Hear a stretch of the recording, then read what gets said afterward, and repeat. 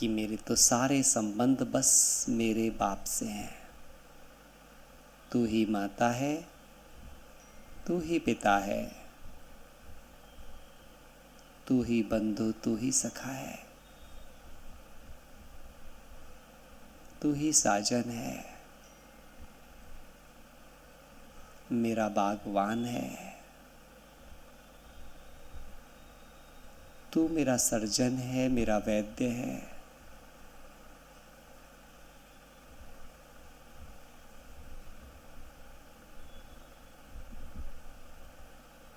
अंदर महसूस करें कि बाबा आकर मेरी वृकुटी में बैठा और अपने सर्वगुण सर्व शक्तियां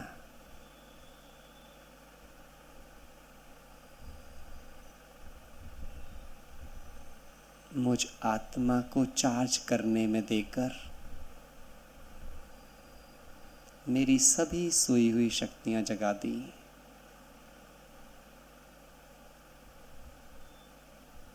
बाबा की संगत ने उनके जैसा बना दिया।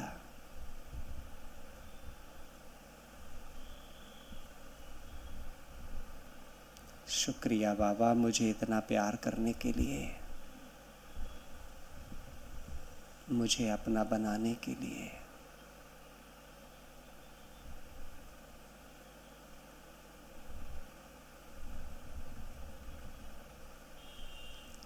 ओम शांति। चलिए, दो चीज़ों पे बात करनी है आप सबसे विशेष, जाना है? सभी नोट कर लेना, क्योंकि मैं हेल्थ की जो चीज़ें बताने वाला हूँ ये बहुत यूनिक चीज़ें होंगी जो कहीं ना कहीं आप सबको बहुत मदद करेंगी। देखिए, स्वास्थ्य जो होता है वो दो जगह से चलता है।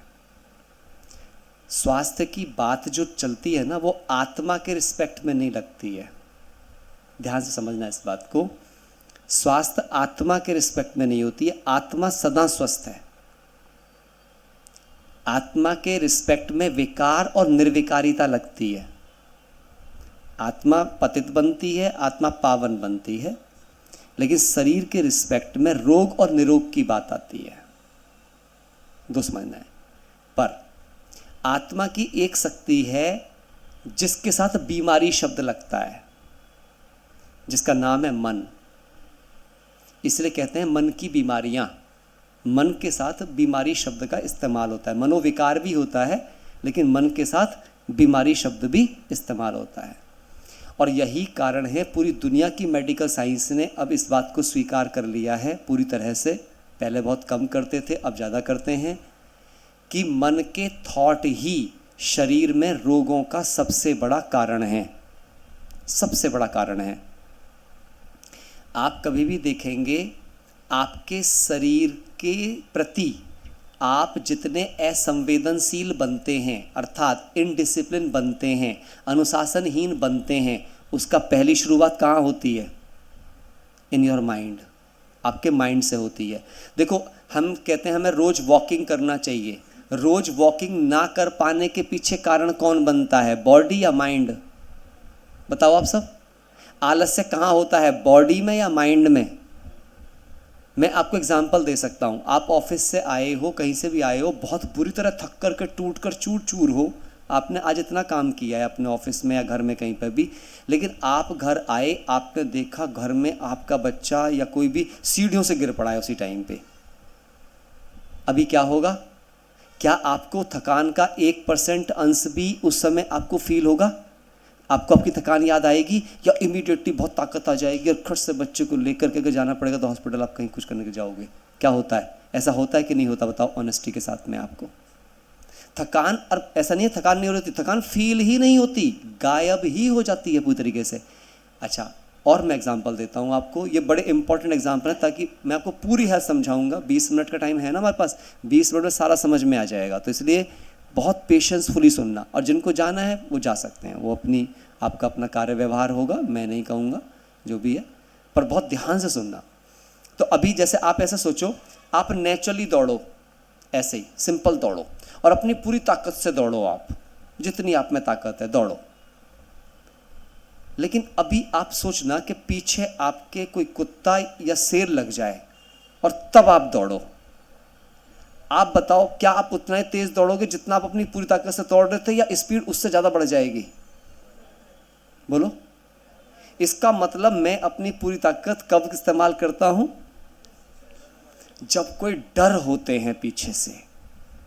इसका मतलब हम कभी भी अपने पूरे पोटेंशियल का यूज करते ही नहीं, जिसके लिए आइंस्टाइन ने भी क्या कहा है, हम अपनी कितनी % बुद्धि का इस्तेमाल कर पाते हैं? केवल 9 से 13%, 9 to 13%। अच्छे लोग और कॉमन हम जैसे तो कर पाते हैं 2-3%, 9 से 13% तो किन्होंने यूज करी है? विवेकानंद और आइंस्टाइन जैसे लोगों ने इस्तेमाल करी है, 9 to 13%। हम तो सब 2-4% में ही घूम रहे हैं। मतलब क्या हुआ? मैं आपको क्या बताने की पहली कोशिश करी है, पता है, इंसान, लिख लो इस बात को, इंसान बीमार होने के लिए बना ही नहीं है। अरे जब इंसान ऐसे ऐसे रोबोट बना सकता है कि जिसकी आयु अनलिमिटेड हो सकती है आर्टिफिशियल इंटेलिजेंस के अंतर्गत, तो आप ऐसा सोच के देखिए, भगवान ने आपको बनाया है, आप पे जैसा रोबोट बनाने के लिए नासा को 220 करोड़ रुपए खर्च करने पड़ेंगे कम से कम, आपकी ऐसी बॉडी बनाने के लिए। तो क्या उसने सस्ता माल लगाया होगा हम में? बोलो, हमें सस्ता माल लगाया होगा भगवान ने? पूरा कीमती माल लगाया है उसने, एक एक चीज़ बड़े तरीके से बनाई है, सारे न्यूरॉन्स, सब चीज़ें इतनी बढ़िया सेट की हैं उसने, है ना। लेकिन इन्हें खराब किसने किया है? पूरी तरह हमने, है ना। और इसका कारण कौन बना? मन। मन को हमने जो जानकारी दी, 5 जगह से आप जानकारी देते हो अपने आप को। आँखों से जो कुछ देखते हो, कानों से जो कुछ सुनते हो, जैसा लिटरेचर आप स्टडी करते हो, ऑनलाइन ऑफलाइन आप जैसी संगत करते हो। ये 5 ही सोर्स हैं आपके मन में जानकारी जाने के, हाँ या ना। अब एक और बात, आज आपको बहुत गहरे आपको स्वास्थ्य दान देता हूँ मैं आपको। आप में से कितनों को लगता है कि हमारे 63 जन्म के संस्कार हमें परेशान कर रहे हैं? आ जाते हैं, हाथ उठाओ। आते हैं या हम बुलाते हैं? ना, हम ही बुलाते हैं। मैं बताता हूं आपको, आप देखना, अभी क्लास में बैठे बैठे किसका गुस्सा जाग रहा है? किसका काम विकार जाग रहा है? किसी का लोभ मोह क्यों नहीं जाग रहा? क्योंकि आंख अच्छा देख रही है, कान अच्छा सुन रहे हैं, संगत में अच्छी जगह बैठे हुए हैं। किसी भी अंदर सोए हुए सांप बिच्छू को जगाने के लिए बाहर से डालना पड़ेगा उसका भोजन। आपकी जानकारी ही आपके विकारों का जागरण करती है। और हम सबसे बड़ी मूर्खता ये करते हैं कि हम विकार को पहले इतना जगा लेते हैं कि अब उसे वो बॉडी एक्वायर्ड कर लेती है, और जब बॉडी एक्वायर्ड कर लेती है अब कहते हैं कंट्रोल नहीं हो रहा है, जबकि उसको जब वो आना शुरू हुआ था उसी समय हमें कंट्रोल करना था। जिसके लिए बाबा कितनी अच्छी बातें बताते हैं, किसी के सामने आने से गुस्सा आता हो तो तुरंत के तुरंत क्या कर दो, वहाँ से हट जाओ। भूत के सामने खड़ा नहीं होना चाहिए, नहीं तो भूत। पर हम तो हटते नहीं हैं, हम तो राइट सिद्ध करते हैं, नहीं नहीं कैसे, मैं लड़ूंगा भूत से। और फिर लड़ते तो हैं नहीं, फिर आपस में लड़ते हैं, भूत से तो लड़ा नहीं जाता, दोनों का भूत बढ़ जाता है। फिर ऐसा होता है ना। तो क्या करना है आज से, अगर आपको अपने शरीर के रोग खत्म करने हैं तो पहले मनोरोग खत्म करने हैं। और मनोरोग खत्म करने के लिए आज से पक्का निर्णय कर लीजिए, अच्छा देखेंगे, अच्छा सुनेंगे, अच्छा पढ़ेंगे, अच्छी संगत में जाएंगे। तो हेल्थ के विषय में भी कुछ अच्छी किताबें पढ़ना सीखिए जो आपको स्वास्थ्य देती हों, जो आपको स्वास्थ्य देती हों। जैसे मैंने एक किताब तो एक प्रोग्राम में भी मैंने बताई थी, आप सबके लिए बता सकता हूँ, एनाटॉमी ऑफ इलनेस नाम से किताब है। एनाटॉमी ऑफ इलनेस बहुत अच्छी किताब है जो सबको पढ़ना चाहिए, जिससे आपको पता चलेगा कि हमें बीमारियां सच में ही हम बीमार होने को पैदा ही नहीं हुए हैं। हमारे भोजन में और हमारे थॉट्स में, हमारी एक्टिविटी में ही सब कुछ है जिससे हम पूरी तरह ठीक हो सकते हैं। उस व्यक्ति को जो उसमें राइटर है उसे ऐसी बीमारी हुई जो पूरी दुनिया में सिर्फ 0.1% लोगों को बीमारी होती है। डॉक्टरों को भी नहीं पता, मेडिकल साइंस ने उसका इलाज भी नहीं खोजा, डॉक्टर ने कह दिया हमें नहीं पता तुम ठीक होगे नहीं होगे, हम तो हिट एंड ट्रायल कर रहे हैं, बिल्कुल कोरोना की तरह जो हिट एंड ट्रायल हुआ था उसके ऊपर। वो बंदा भाई साहब एक दिन के अंदर 26 पेन किलर खाता था। नॉर्मन कजन जो राइटर है उसका 26 पेन किलर एक दिन में। लेकिन उसने क्या किया, उसने कुछ कुछ पढ़ना स्टार्ट किया, पॉजिटिविटी पे खुद को शिफ्ट किया और हंसना शुरू किया, लाफ्टर, ऐसी चीज़ें देखना पढ़ना जिससे बस वो खुश रह सकता है। और साथ में विटामिन सी संबंधी डाइट बढ़ा दी और विटामिन सी की सप्लीमेंटेशन डोजेस भी बढ़ा दी सबसे ज़्यादा, क्योंकि उसने ये पाया कि जब वो विटामिन सी खा रहा था तो दर्द कम हो रहा था, तो सोचा पेन किलर क्यों लूँ, विटामिन सी क्यों ना बढ़ा दूँ। और विटामिन सी ज़्यादा लेने में भी खतरा नहीं होता है, क्यों, क्योंकि विटामिन सी एक वाटर सॉल्यूबल विटामिन है, ये लिख लीजिए आप। तो वो अपने आप ही यूरिन से बाहर निकल जाता है, वो बॉडी में कभी स्टोर नहीं होता। और आपको बता दूं, जो व्यक्ति कैंसर के पेशेंट होते हैं उनको भी विटामिन सी के ही इंजेक्शंस दिए जाते हैं। विटामिन सी दुनिया का, लिख लीजिए अपने पास, ऐसा एंटीऑक्सीडेंट है जो शरीर में 120 तरह की बीमारियों को जांच भी सकता है और ठीक कर सकता है। इसलिए कहते हैं अगर आप एक आंवले से लेकर 2 आंवला तक रोज खाओ तो आपको बहुत बहुत बेनिफिट्स मिलेंगे उसके। और खासकर आप कैसे खा सकते हो आंवले को, जैसे आपकी सब्जी वब्जी बन रही हो ना, धुलाई वुलाई करके उसी के अंदर डाल दो, वो हल्के हल्के से उबल जाएंगे, जो कुछ विटामिन सी सब्जी में रिलीज हो जाएगा और बाकी निकले हुए वो थोड़ा सा लसलसा हो जाएगा, अचार जैसा बन जाएगा। अचार मत डालो, ये जो आंवले के अचार खाते हैं ये बेकार है, क्योंकि उसमें इतना सारा नमक वमक ये सब चीज़ डल जाती हैं, प्रिजर्वेटिव टाइप हो जाता है। जिस चीज़ में भी आपने किसी प्रकार का प्रिजर्वेटिव यूज कर लिया, समझ लो अपने लिए कैंसर तैयार कर लिया। जापान में देखो, मैं तो भाई जगदीश भाई साहब को फॉलो करता हूँ।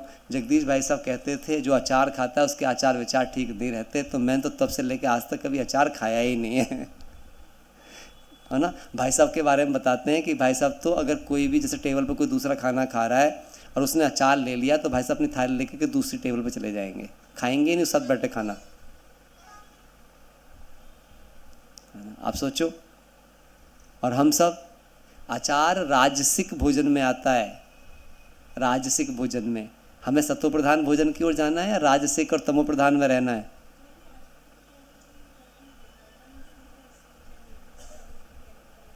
अचार मत डालो, आप डायरेक्ट ले लो। मैं फिर भी बोलूँगा मत लो, क्योंकि उनमें फिर भी आपको, आप बताइए कोई भी नींबू है, आज चलो मैं कहता हूँ एक नींबू को लेना, काट करके आप रख देना, क्या वो उतने दिन चल सकता है जितने दिन तक आपका अचार चलेगा? लाइव भोजन खाओ, लाइव भोजन give you life. That's why ये कहा जाता है भले ही कुकड भोजन खा रहे हो पर पहले अच्छे से सैलड खाओ। मैं आपको आज चार्ट दे रहा हूं, अभी 10 दिन तो मैं भी यहाँ हूं, आप मेरे कहने से सिर्फ 10 दिन जैसा मैं बता रहा हूं करके देख लेना, और 10 दिन में ऐसे ऐसे चमत्कार आपकी हेल्थ में होंगे कि आप आके बताओगे मेरे को, गारंटी से कह रहा हूं मैं आपको। यहीं ओनली फॉर 10 days। हाँ, चार्ट आप लिखो, मैं वही बताने जा रहा हूँ अभी आप सबको। पहला काम क्या करना है आपको, रोज एवरी डे शाम को बिना पेस्ट करे नहीं सोना है। अगर कोई भी सोता है आप में से, नहीं सोते हैं बहन, आप नहीं सोते, लेकिन मैं बता रहा हूँ बहुत लोग ऐसे हैं, हम भी बचपन से ऐसे ही थे, कोई नहीं करता था तो हम भी नहीं करते थे। ये तो जब समझ आया, एक बार ट्रेनिंग मिली मैंने, क्योंकि मैंने ओरल पे भी बहुत ट्रेनिंग्स की हैं, ओरल केयर में। पता है अब ब्रश कैसे करना चाहिए, कोई बताओ कैसे ब्रश करना चाहिए? नो, अब पता है हमारे दांतों में सर्कुलेशंस होती हैं ऐसी, और ब्रश हमेशा कहाँ से, राइट साइड से स्टार्ट करना चाहिए, यहाँ से ऐसे करते हुए आना चाहिए, इधर से जब बीच में आ जाओगे तो ऐसे, और यहाँ जाते ही अब उल्टा हो जाएगा, एंटी क्लॉकवाइज। इधर से क्लॉकवाइज, राइट साइड में क्लॉकवाइज, लेफ्ट साइड में एंटी क्लॉकवाइज, ऐसे सर्कल से हमारे दांतों में आप माइक्रोस्कोप में देखोगे तो। इससे आपके दांतों की लेयर्स में छिपी हुई गंदगी भी उतर जाती है, एक बात। दूसरा, उसके बाद में क्या करना चाहिए, पहला फेज ये चलेगा, फिर अंदर के साइड से भी हमारे पास फेज इस फॉर्मेट में चलेगा, बिल्कुल लाइट, अंदर में कभी प्रेशर नहीं पड़ना चाहिए, अंदर में एकदम लाइट फॉर्मेट में। क्योंकि मसूड़े भी हैं वहाँ पर हमारे पास में, उनके पास गम्स में जा कर के वो नुकसान ना पहुँचे उसको। उसके बाद दांतों के बीच में फिर इस फॉर्म में तब आएगा ये, ताकि कहीं पर भी खाना बिल्कुल भी ना रह जाए अंदर से बाहर तक। तो एक तो पेस्ट करने की प्रक्रिया बिल्कुल प्रॉपर होना चाहिए। और कितनी देर तक पेस्ट होना चाहिए? Minimum 2 to 3 minutes. कुछ तो बस जल्दी बस घिसा करा, कुल्ला करा बाहर, ऐसे जैसे कहीं जल्दी हो रही हो, प्रॉपर, है ना। हाँ, और अगर किसी को ठीक है ब्रश नहीं करना, पेस्ट नहीं करना, तो आप नीम की दातुन कर सकते हैं। बहुत अच्छी, सबसे अच्छी चीज़ मानता हूँ मैं, उसमें कोई बुराई नहीं है ना। आप ले सकते हैं, कर सकते हैं। आजकल तो वैसे ही मिलती हैं, परचेज़ करके भी मिलती हैं आजकल तो नीम की दातुन, है ना। वो भी आप अपने आप के लिए कर सकते हैं।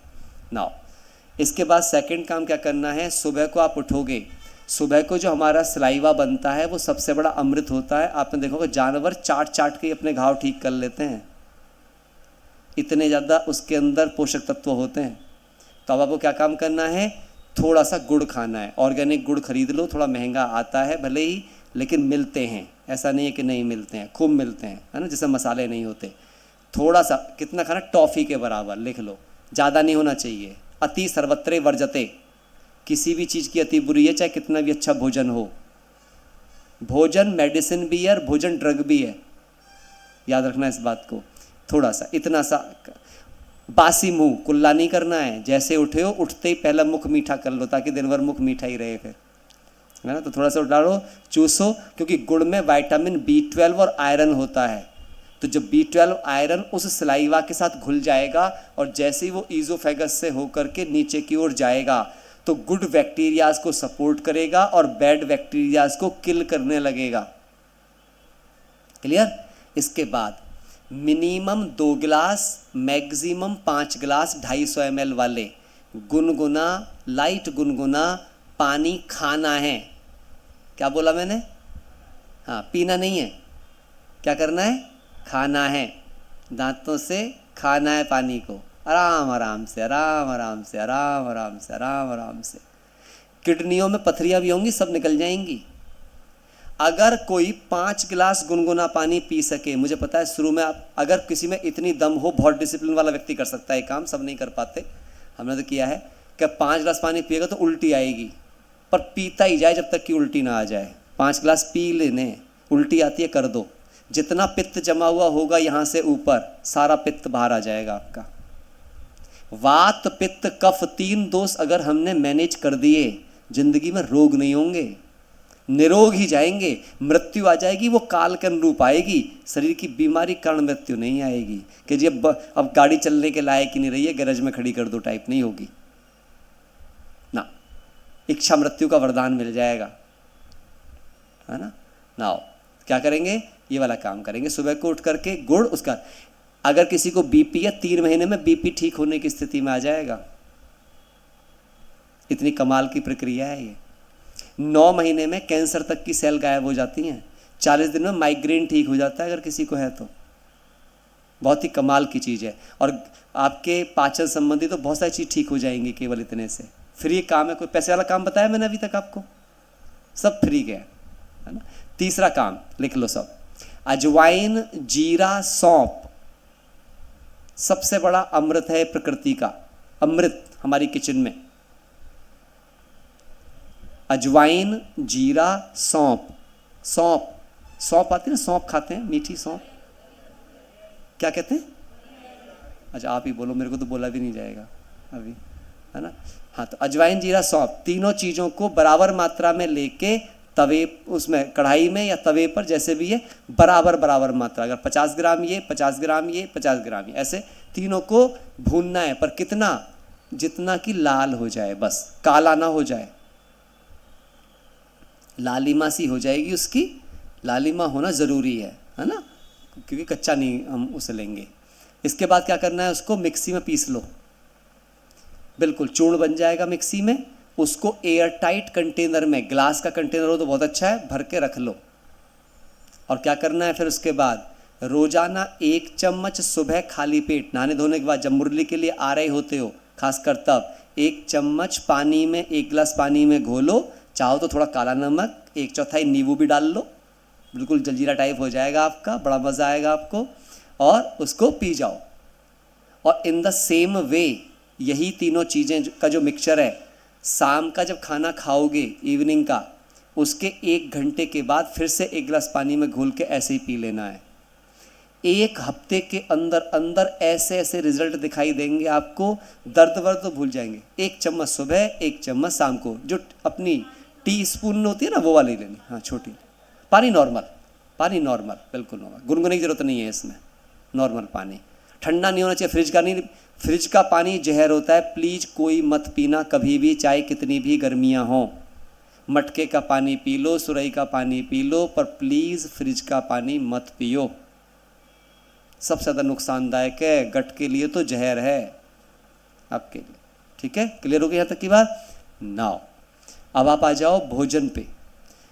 भोजन का, हाँ सारे चलेगा, तीनों बताने वाला हूँ मैं, कंप्लीट भोजन बोल रहा हूँ उसका लेकर के, है ना, तीनों चीज़ों के बारे में। पर एक बात ध्यान से आप समझ लेना, तीनों के बारे में। खाना सनराइज के साथ शुरू हो और सनसेट से पहले बंद हो जाए,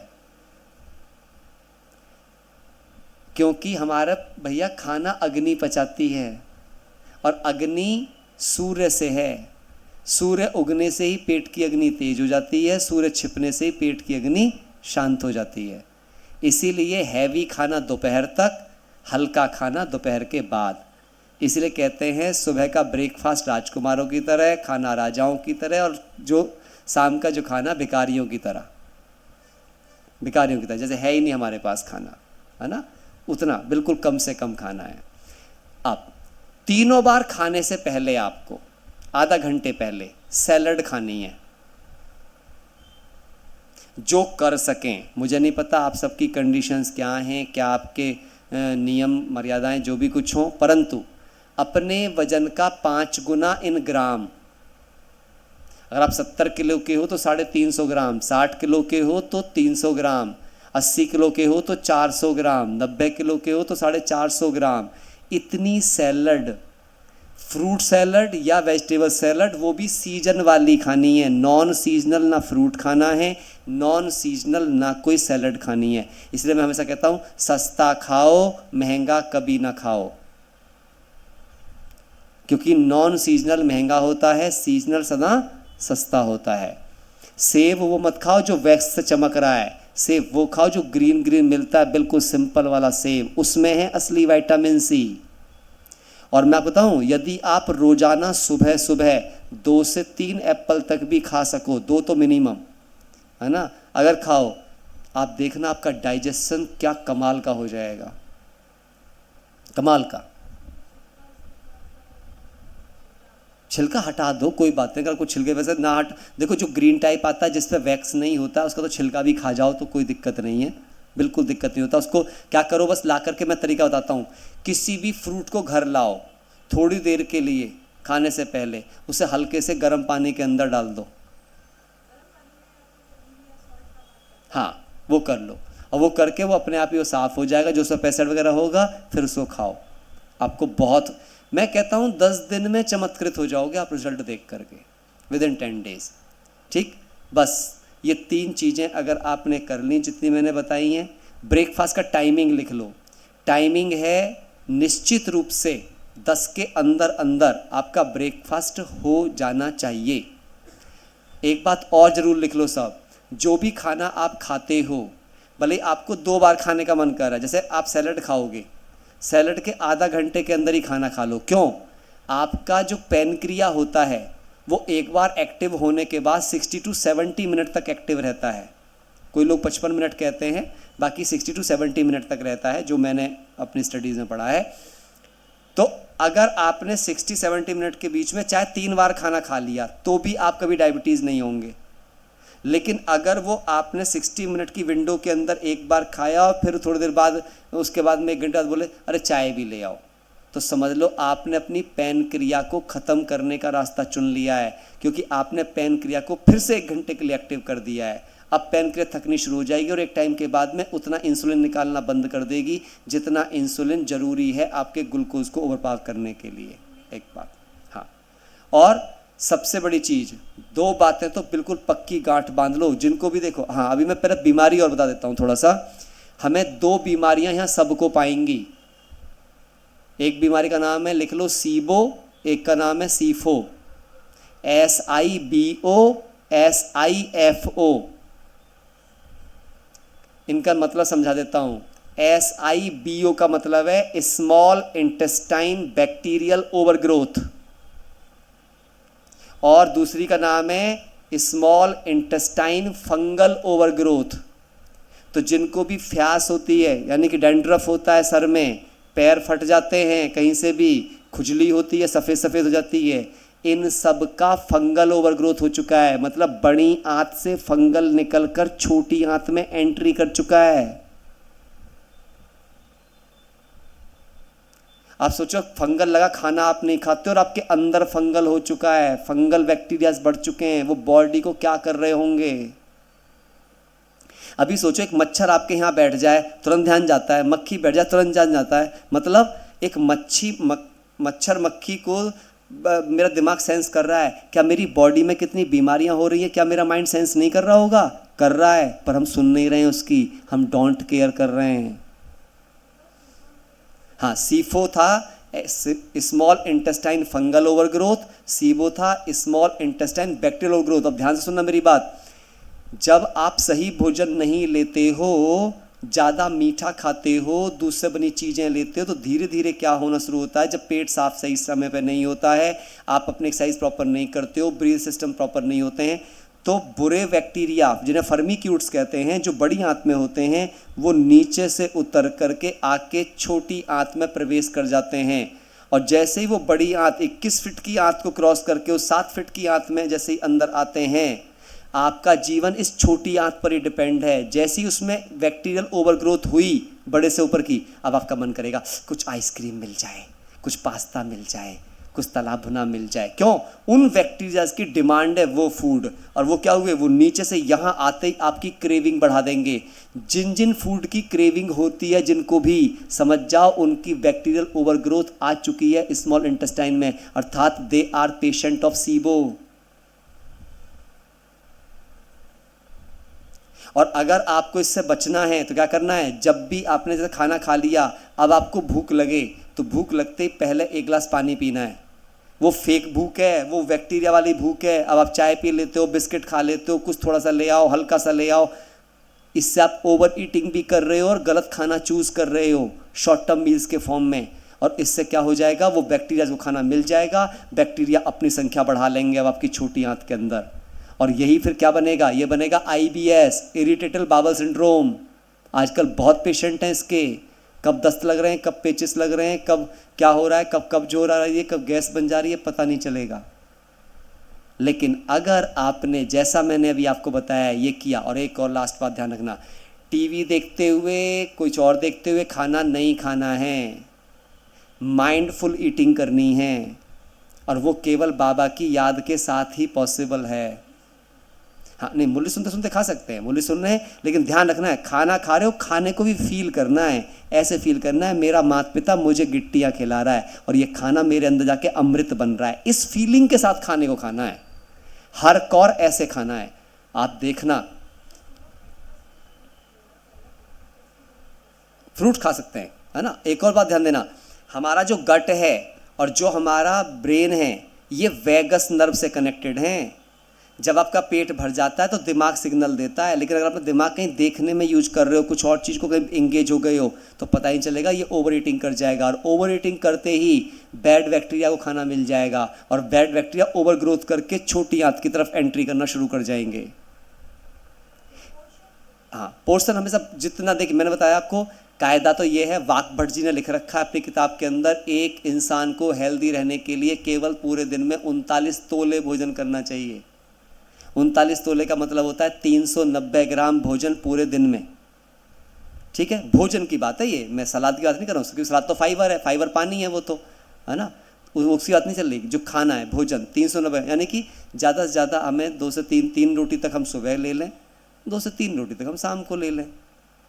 दोपहर में अगर भूख लगती है तो सबसे अच्छी चीज़ होती है, मैं बताऊँगा आपको क्या करना है, सुबह अपना ब्रेकफास्ट कीजिए और दोपहर के लंच को स्किप करके आप लंच को ले जाइए 4 बजे के आसपास, 4-5 बजे के आसपास, फिर तो 6 के बाद फिर अपने आप ही आपको भूख भी नहीं लगेगी। और जो ये बीच का टाइम है, इसमें क्या पकड़ लीजिए आप, 1 कटोरी चने गुड़ के साथ, एंड यू कैन एन्जॉय, अभी नहीं, पहले 10-15 दिन तक ऐसे कर लीजिए, 10 दिन के बाद में आप एटलीस्ट 1 कप ब्लैक कॉफ़ी पीना स्टार्ट कर सकते हैं आप।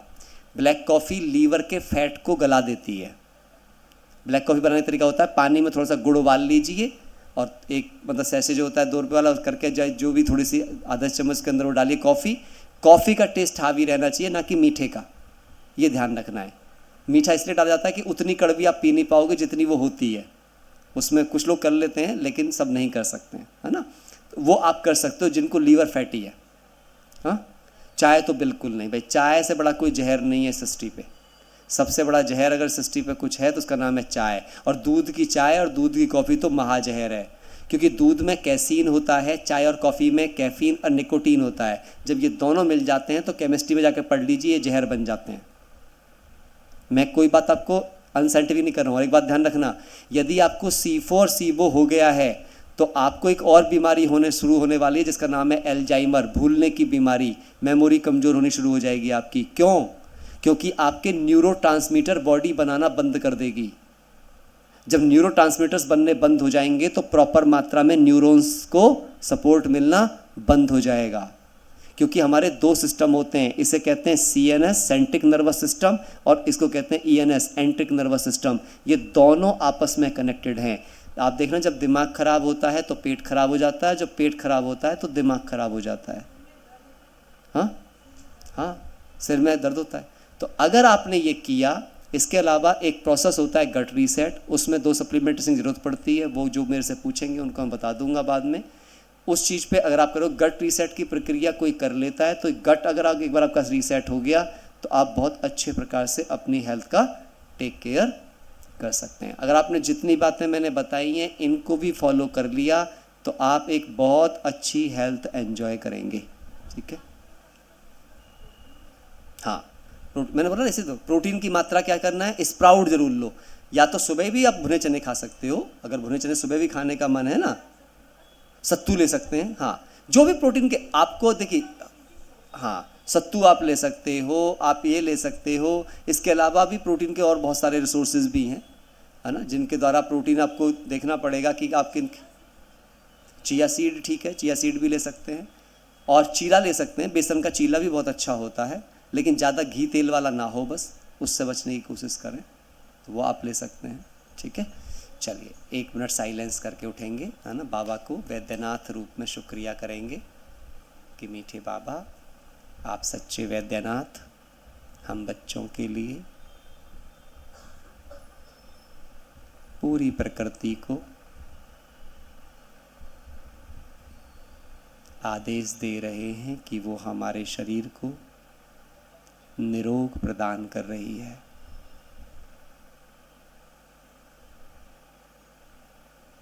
वैद्यनाथ अंदर बैठे,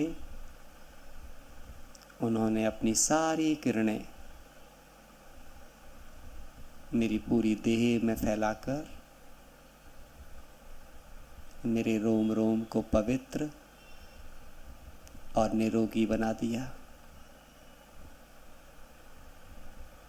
मेरे सभी न्यूरॉन्स बाबा ने ज्ञान से चार्ज कर दिए।